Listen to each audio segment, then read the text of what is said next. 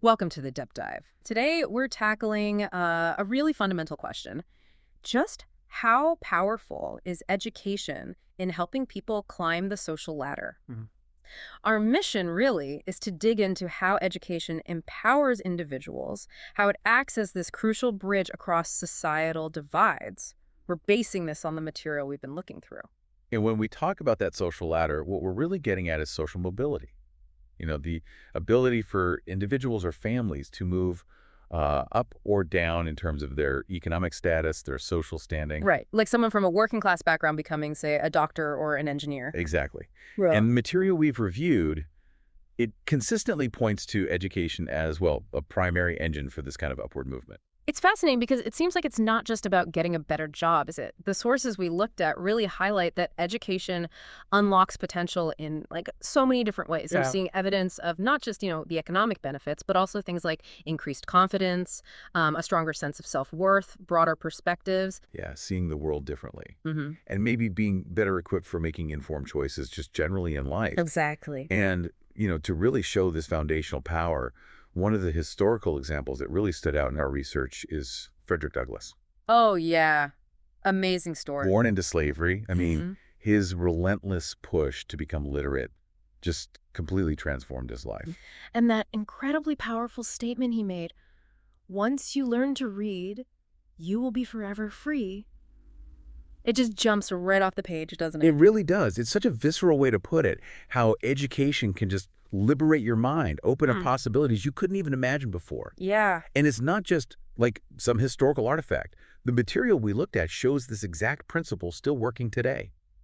Think about kids in low-income communities Okay. who manage to get access to quality schooling. It can fundamentally shift the entire course of their lives.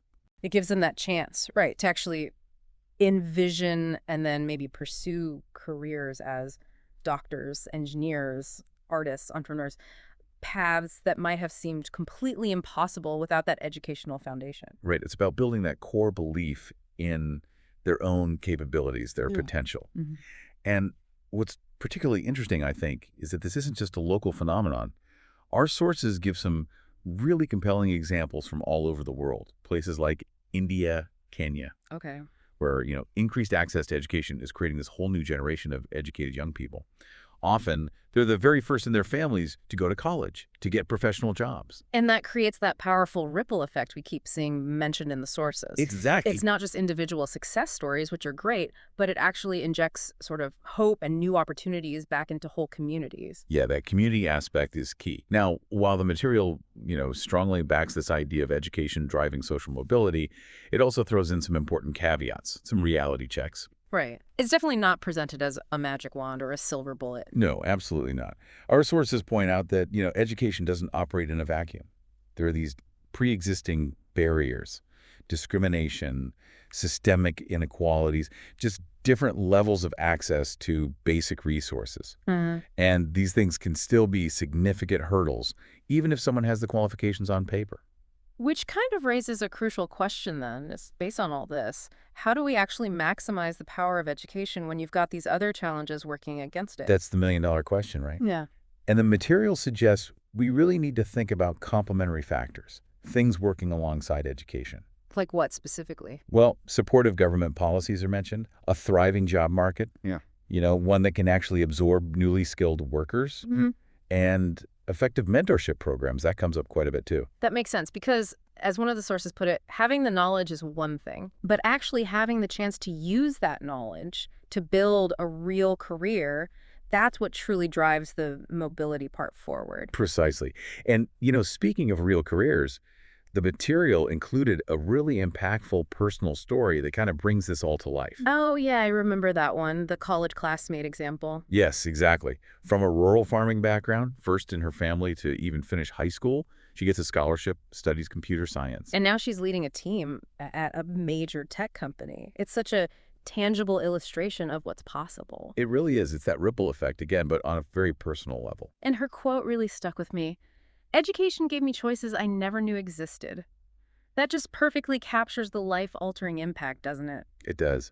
It's not just about the job title. It's a fundamental shift in how you see the world and your place in it. Yeah, your whole worldview changes. And another key focus in our sources, something we definitely need to touch on, is the connection between gender and education in this whole social mobility picture.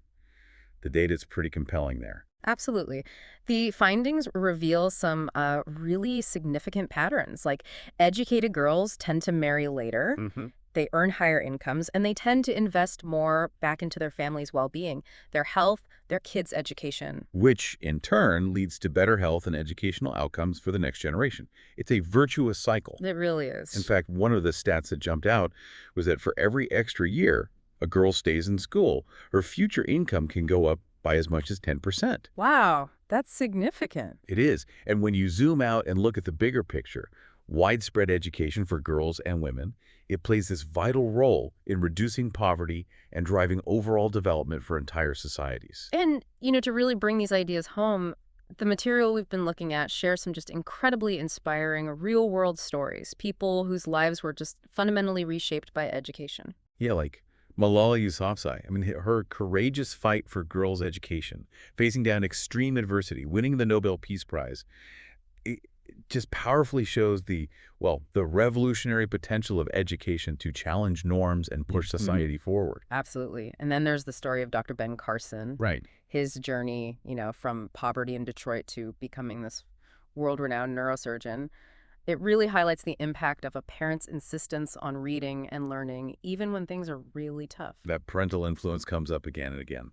We also learned about Jose Hernandez. The astronaut, right? Yeah, the son of migrant farm workers, just defied incredible odds to become a NASA astronaut. And again, his parents' commitment to his education, Mm.